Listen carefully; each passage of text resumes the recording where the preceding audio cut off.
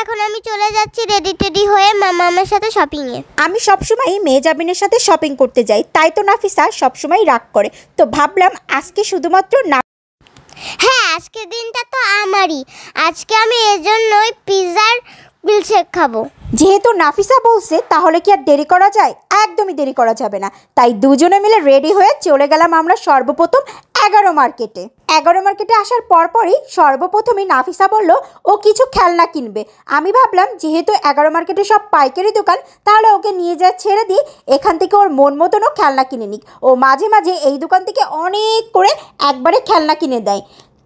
হ্যাঁ, এই দোকানটা আমার বেশি পছন্দ, কারণ এই দোকানটার মধ্যে সব খেলনা পাওয়া যায়। হ্যাঁ নাফিসা, তুমি একদম ঠিক কথা বলছো। এখানে সব ধরনের খেলনা পাওয়া যায়।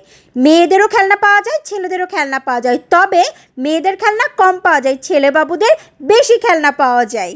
তারপরে হুট করে মনে পড়ে গেল মেহজাবিন তো আমাকে কেলে কিনতে বলেছিল, কারণ ও কেলেদের নানান ধরনের জিনিস তৈরি করে, সুন্দর সুন্দর ডেকোরেশন করে। তার জন্য কেলে নিয়ে নিলাম। কেলে নেওয়ার পরপরই নাফিসা আমাকে বললো ওর নাকি অনেক কিছু শেষ হয়ে গেছে, পেন্সিল, রাবার, খাতা সব কিছু একবারে কিনে ফেললাম আমি। কিনা শেষ করার পরপরই এই যে কয়েন বক্সটা আমার খুব পছন্দ হলো। ছোটোবেলা আমার এরকম একটা কয়েন বক্স ছিল, তাই মনে করে আবার এই কয়েন বক্সটা চোখে পড়ার পরপরই নিয়ে নিলাম।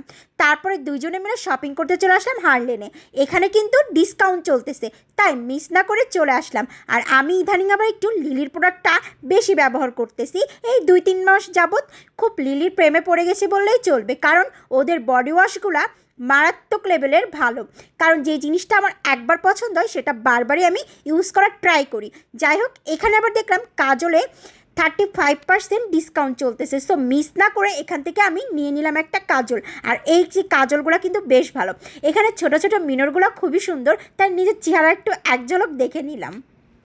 আমার কিন্তু লিপস্টিক খুব পছন্দ, এই কারণে আমি 2টা লিপস্টিক নিয়েছি।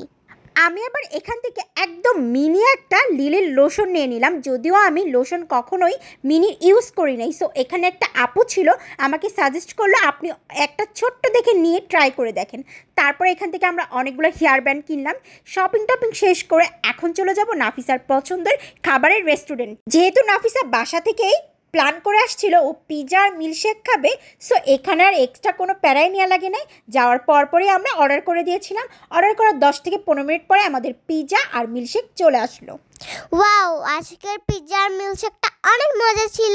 সবাই ভালো থাকবেন, আল্লাহ হাফেজ। লাইক, কমেন্ট, শেয়ার করতে কিন্তু ভুলবেন না।